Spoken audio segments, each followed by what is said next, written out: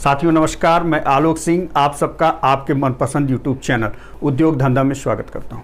साथियों, जीवन की 3 आधारभूत आवश्यकताएं हैं, रोटी, कपड़ा और मकान। लेकिन चौथी सबसे बड़ी आवश्यकता आज के समय में उभर कर आई है। वो नाम क्या है? वो नाम है आपकी औषधि, दवाई या मेडिसिन।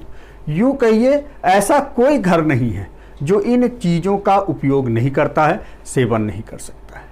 इसीलिए तो सरकार भी औषधि में बड़ा बजट बनाकर लाती। इस साल कोविड के बाद तो और भी बड़ा बजट बना है। सबसे बड़ा बजट आप देखेंगे तो दवाइयों पर, औषधि पर, स्वास्थ्य पर खर्च होने वाला है। तो हम इससे संबंधित बिजनेस आइडिया के बारे में आज हम चर्चा कर रहे हैं। वो है होम डिलीवरी फार्मेसी। कम पूंजी में आप होम डिलीवरी फार्मेसी को कैसे कर सकते हैं, इस पर हम चर्चा करेंगे। हम होम डिलीवरी फार्मेसी के 12 बिंदुओं के बारे में चर्चा करेंगे, संपूर्ण जानकारी पर चर्चा करेंगे। तो चलिए बिजनेस को स्टार्ट करते हैं, जानकारी लेते हैं और सफल उद्यमी बनते हैं।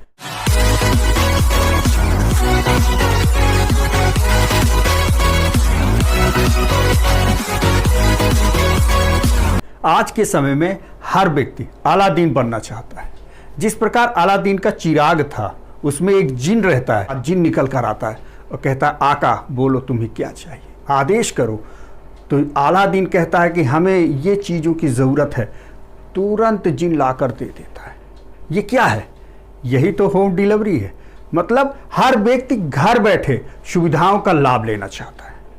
ऐसे में यदि आप नीड को, आवश्यकताओं को समझ रहे हैं कि हम कैसे ग्राहक की आवश्यकता को पूरा कर सकते हैं, तो आप इस कार्य को कर सकते हैं। तो मेरा जो बिंदु है वो है होम डिलीवरी फार्मेसी। इन 12 बिंदुओं पर हम चर्चा कर रहे हैं। तो नंबर 1 है, आखिर होम डिलीवरी फार्मेसी हमें क्यों करना चाहिए? आज के समय में जिस प्रकार से बीमारी फैल रही है, लगातार बीमारी, कोविड के बाद तो लोगों का स्वास्थ्य में बड़ा बुरा असर पड़ा है। लोग बीमार हैं, लोग बाहर नहीं निकल पा रहे हैं। ऐसे में यदि आप घर घर तक दवाइयों को पहुंचाने का कार्य करते हैं तो आप पैसा अच्छा कमाएंगे। आप जानते हैं कि इसमें मार्जिन भी अच्छी खासी है। नंबर दूसरा, अगर हम बात करते हैं कि होम डिलीवरी आखिर करें तो करें कैसे, तो सबसे पहले आपको लोगों तक संपर्क करना पड़ेगा, मार्केट को रिसर्च करना पड़ेगा। उसके लिए एक उपाय मैं आपको बता देता हूं कि अपने ज़िले के सीएमएचओ से मिलें और कहें, एक मैं स्वास्थ्य कैंप रखना चाह रहा हूं free of cost. Ward by ward, एक ज़िले में अगर हम वार्ड मान लेते हैं कि 30 वार्ड है, तो आप वार्ड 1, वार्ड 2, एक वार्ड में एक कैंप रखें। एक डाटा तैयार करें बीमारियों का, एक डाटा तैयार करें कि किसको कौन कौन सी बीमारी है, कौन व्यक्ति लगातार दवाइयों का सेवन करता है और कौन सी दवाई वो लेता है। एक डाटा आपके पास आ जाएगा, एक नंबर व्हाट्सएप आ जाएगा। क्योंकि ऐसे अगर आप सर्वे करने जाते हैं किसी के पास और कहते हैं कि हमें आप अपना व्हाट्सएप नंबर, मोबाइल नंबर दे दीजिए, तो लोग हिचकिचाते हैं, लोग आपको नहीं देते। लेकिन अगर आप एक फ्री ऑफ कास्ट, अगर आप फ्री ऑफ कास्ट स्वास्थ्य परीक्षण करवाते हैं तो लोग अपनी पूरी विस्तृत जानकारी देते हैं। आपके पास एक डाटा होता है। 1000 लोगों का फ्री ऑफ कास्ट स्वास्थ्य परीक्षण किया है, उसमें से 100 लोग तो ऐसे मिलेंगे जो रेगुलर दवाइयों का सेवन करते हैं, जिनकी उम्र भी ज़्यादा है, वो बाहर नहीं निकल पाते हैं। आपको उसी नंबरों को टारगेट करना है, उनको फ़ोन करना है या वहाँ तक जाना है और बताना है कि सर मैं ये कार्य होम डिलीवरी फार्मेसी का काम शुरू किया हूँ, आप डॉक्टर का प्रिस्क्रिप्शन दीजिए और हमें अपने व्हाट्सएप नंबर पे बताइए, मैं ये आपके घर तक दवाई पहुँचाऊँगा।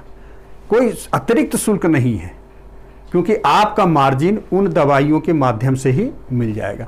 तो अगर हम मार्केट स्कोप की बात करते हैं कि इस बिजनेस का मार्केट स्कोप क्या है, तो आप इस बिजनेस के मार्केट स्कोप के बारे में जानकर चौंक जाएंगे।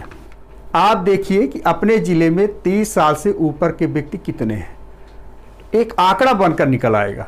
ये भी आपको समझ में आएगा कि रेगुलर दवाइयों का सेवन कौन करता है। तो आपके पास एक व्यापक आंकड़ा है।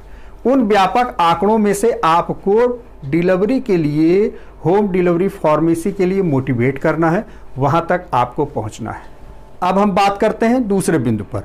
तो बजट 2021 में हेल्थ सेक्टर में मोदी सरकार ने कोरोना को देखते हुए स्वास्थ्य क्षेत्र में बजट में बढ़ोतरी की है। वित्त मंत्री निर्मला सीतारमण ने कहा है कि सरकार इस मद में अगले 6 वर्ष में करीब 61,000 करोड़ रुपए खर्च करेगी। स्वास्थ्य बजट में 135% का इजाफा हुआ है और इसे 94,000 से 2.38 लाख करोड़ रुपए किया गया है। दूसरा आंकड़ा मैं आपको देता हूं, रेडसीट कंसल्टिंग की एक रिपोर्ट के अनुसार भारतीय ई स्वास्थ्य क्षेत्र में वर्ष 2025 तक राजस्व में 16 बिलियन मतलब 1.17 लाख करोड़ रुपए बढ़ जाएगा। कोरोना महामारी के कारण उपभोक्ताओं ने ईमेल की ऑनलाइन खरीदी का कार्य प्रारंभ कर दिया गया। अब आप समझिए कि जो बड़ी बड़ी कंपनियां हैं ई फार्मेसी में क्यों आ रही हैं, होम डिलीवरी का कार्य क्यों कर रही हैं, इसमें मार्केट स्कोप को अब आप समझ सकते हैं। तो मैं ये नहीं कहता कि आप बहुत बड़ा कार्य, बहुत बड़ा प्लेटफॉर्म तैयार करें। मैं कहता हूँ अपने ज़िले का टारगेट करें, खासकर अपने शहरी क्षेत्र को आपको टारगेट करना है, वहीं पर आपको काम करना। अब बात आती है कि होम डिलीवरी फार्मेसी के लिए कौन कौन से उपकरण की आवश्यकता है। तो मैं आपको बता दूं, कोई विशेष उपकरण की आवश्यकता आपको नहीं है शुरुआत में, क्योंकि आपके पास मोबाइल है, आपके पास व्हाट्सएप नंबर है। तो आप यही मोबाइल और व्हाट्सएप नंबर लोगों तक पहुंचाना है। लोग आपके डॉक्टर के प्रिस्क्रिप्शन को व्हाट्सएप करेंगे और एक लड़के के माध्यम से आप उस दवाई को वहां तक पहुंचाएंगे। शुरुआत में आप अपने ज़िले के जितने थोक विक्रेता हैं दवाइयों के, उनसे आपको संपर्क करना होगा। आपको ये बताना होगा कि मैं ये कार्य को प्रारंभ किया हूँ, आप हमें दवाई देंगे, ये प्रिस्क्रिप्शन रहेगा, आप हमें दवाई देंगे, आपकी दवाई मैं ग्राहक तक पहुँचाऊँगा, ग्राहक हमें पैसा देगा, हम आपको पैसा दे देंगे। एक सरल माध्यम आपको अपनाना है। जैसे ही आपका बिजनेस संचालित हो जाता है, बेहतर तरीके से चलने लगता है, तब वेबसाइट और ऐप की आपको ज़रूरत होगी, ज़्यादा मेन पावर और एक बिजनेस के सेटअप मैनेजमेंट की फिर आपको ज़रूरत पड़ती है। अब बात आती है कर्मचारियों की आवश्यकता की। तो मैंने कहा ना, ये बिजनेस अगर आप कम पूंजी में प्रारंभ कर रहे हैं तो आप एक कर्मचारी रखकर शुरू करिए। जब आपका बिजनेस बढ़ने लगता है तो 2 कर्मचारी रख लीजिए और फिर बार बाय बार अगर आपको लगता है कि बिजनेस बढ़ाना है, ग्राहक बहुत ज़्यादा आ गए हैं, हमें हर घर तक पहुंचना है, तो फिर आप लड़कों की संख्या में बढ़ोतरी करिए, कर्मचारियों की संख्या में बढ़ोतरी करिए। नहीं वैसे आप 1 या 2 कर्मचारी रखकर इस बिजनेस को शुरू कर सकते हैं। अब बात आती है जगह की। तो इस बिजनेस को संचालित करने के लिए आप अपने घर से ही शुरू करेंगे। शुरुआत में जब बिजनेस आपका चलने लगता है, बिजनेस व्यापक हो जाता है, तो आप एक 10 बाय 10 का एक ऑफिस बनाइए और ऑफिस से ही इस बिजनेस को, मार्केट क्षेत्र में आपको दुकान लेना है और बिजनेस को शुरू करना है। जब आपका बिजनेस और बड़ा हो जाता है तो आप एक और बड़े क्षेत्र की आवश्यकता आपको हो सकती है। अब बात आती है लागत की। तो लागत की हम 2 रूप में बात करते हैं। पहला वो बात करते हैं कि आपके पास पूंजी नहीं है और आप इस बिजनेस को करना चाह रहे हैं, तो आप 1,000, 2,000, 10,000 से शुरू करेंगे। हो सकता है कि कुछ थोक विक्रेता आपसे सिक्योरिटी मांगे तो दे भी देंगे। तो कम पूंजी में शुरू करना है। उसका उपाय क्या है कि थोक विक्रेताओं की एक सूची बनानी है, उनसे मिलना है, उनको संतुष्ट करना है। इसके साथ जो है, जो आपका कस्टमर है, उनसे, उन दोनों के बीच में आप होंगे। थोक विक्रेता से सामान लेंगे और कस्टमर तक आप पहुंचाएंगे रेगुलर डिमांड के हिसाब से।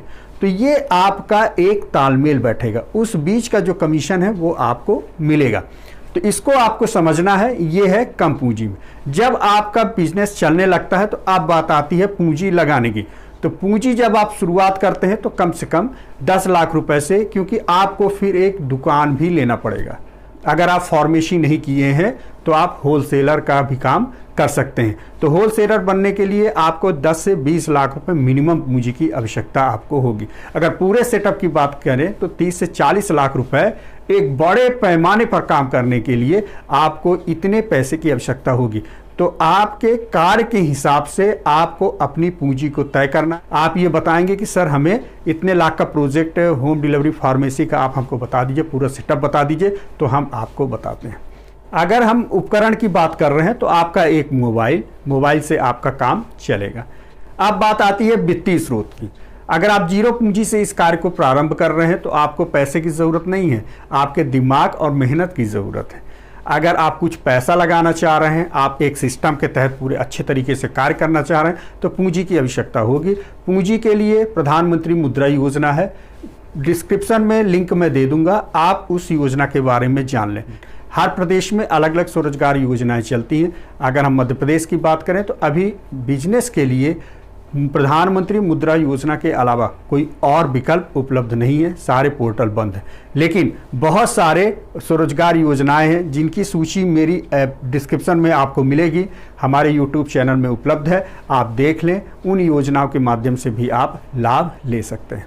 अगर हम प्रमुख लाइसेंसों की बात करते हैं कि होम डिलीवरी फार्मेसी करने के लिए हमें किन किन लाइसेंसों की आवश्यकता है, तो बेसिक अगर हम लाइसेंसों की बात करते हैं तो एक गोमास्ता, नगर पालिका नगर निगम का लाइसेंस और आपका जीएसटी नंबर, और इसके साथ साथ ड्रग डिपार्टमेंट के लाइसेंस की आवश्यकता होती है। अगर आप फार्मेसी किए हुए हैं तो अगर नए दुकान के लिए आपको लाइसेंस की ज़रूरत है ड्रग डिपार्टमेंट की, तो उसकी एक अलग सूची है कि कौन कौन से लाइसेंस हैं। आप कहेंगे तो डिस्क्रिप्शन में आप बताइएगा कि हमें ज़रूरत है, तो एक अलग वीडियो मैं दे दूँगा कि प्रमुख लाइसेंस इसमें कौन कौन से लगते हैं। अब हम बात करते हैं कि बिजनेस में लाभ के बारे में। तो साथियों, लाभ तय होता है आपके मेहनत पर। एक अनुमान के हिसाब से अगर हम मार्जिन की बात करते हैं तो 10 से 20%, 10 से 15% का मार्जिन आपको मिलता है। अब आप मेहनत कितना कर लेते हैं, आंकड़ा कितना है और लोगों तक पहुंच आपकी कितनी है, ये आपके तय करती है आपके लाभ का। लेकिन एक अनुमान मैं आपको बता दूं कि अगर मान लीजिए आपका वार्ड है, आप उस वार्ड में 1000 लोगों का स्वास्थ्य परीक्षण कराते हैं, जिसमें से 100 लोग ऐसे हैं जो रेगुलर दवाई लेते हैं। आपके ज़िले में अगर 30 वार्ड हैं, 30 वार्डों में आपने स्वास्थ्य परीक्षण कराया है, तो आप देखिए कि 30 गुणे 100 लोग, 100 का हम एक औसत आंकड़ा ले रहे हैं, तो ये हुआ आपका कितना, 3000 लोगों तक आप जुड़ गए हैं। अब उस 3000 लोगों में अगर मिनिमम कम से कम महीने में 1000 रुपए की भी दवाई हम निकालते हैं तो कितना आता है, 30 लाख। मतलब 30 लाख का सेल आप हर महीने आसानी से कर सकते हैं। अब हम प्रॉफिट की बात करते हैं कि 30 लाख में अगर 20%, मैं कह रहा हूं 10% भी आप निकाल लीजिए तो आपका कितना आता है, 3 लाख रुपए निकल कर आता है। अब आप अनुमान लगा लीजिए कि इस बिजनेस में कितना फ़ायदा है, कितना आप मार्जिन निकाल सकते हैं। जो आपके कर्मचारी लगेंगे, जो और भी जो सिस्टम में आपका व्यय होगा और भी काट दें तो 1.5 लाख रुपए आपका कहीं नहीं गया, 1.5 लाख रुपए हर महीने आप कमाते हैं। तो आप होम डिलीवरी फार्मेसी की शक्तियों को, उसके पावर को आप समझिए और इस बिजनेस का एक छोटा सा सर्वे शुरू करिए, इस बिजनेस को आप समझिए। इस बिजनेस का दूसरा जो बात आ रही है वो है आप जब पैसे लगाते हैं तो वेबसाइट और ऐप बनाते हैं और इस बिजनेस को अच्छे तरीके से करते हैं, प्रोफेशनल तरीके से करते हैं। कुछ चीज़ें हैं जो मार्केटिंग के लिए सीखने की ज़रूरत है, तो आप उस बिजनेस को अच्छे तरीके से सीख सकते हैं। अब आती है एक छोटा सा सुझाव, क्योंकि ये बिजनेस लोगों के स्वास्थ्य से संबंधित है, आप समझ रहे हैं, लोगों के स्वास्थ्य से संबंधित है, तो कोई भी दवाई आपको ऐसा नहीं देना है जो डॉक्टर के प्रिस्क्रिप्शन के बगैर है। डॉक्टर का प्रिस्क्रिप्शन होने के बाद ही आप दवाइयों को देंगे। कर्मचारी आपके किस टाइप के हैं, इनका बिहेवियर जानना बहुत ज़रूरी है, तो पुलिस वेरिफिकेशन होना नितांत आवश्यक है। कर्मचारी अच्छा होगा तभी आपके बिजनेस के प्रति रुझान होगा, जुड़ाव होगा कस्टमर का, क्योंकि डायरेक्ट कस्टमर से अटैच होता है इस बिजनेस में। आपको ये 12 बिंदु के बिजनेस की जानकारी अच्छी लगी होगी। आप होम डिलीवरी फार्मेसी में और क्या जानना चाहते हैं, आपकी क्या अपेक्षाएं हैं, आप कमेंट करिएगा, मैं आपको बताऊंगा। आशा करता हूं कि आपको ये वीडियो अच्छा लगा होगा। अच्छा लगा हो तो दिल खोल के लाइक, सब्सक्राइब, शेयर जरूर करें और दोस्तों तक भी पहुंचाएं। धन्यवाद।